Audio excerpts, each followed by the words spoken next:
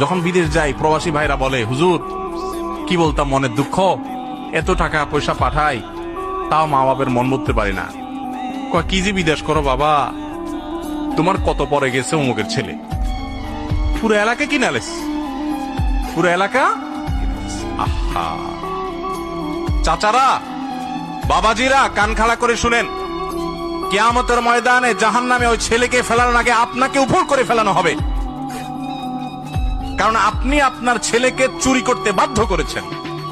ওই স্ত্রীকে আল্লাহ তাআলা আগে নিক্ষেপ করবেন যে স্ত্রী তার স্বামীকে চুরি করতে বাধ্য করেছে, কারণ তার অপরাধটা আগে হয়েছে।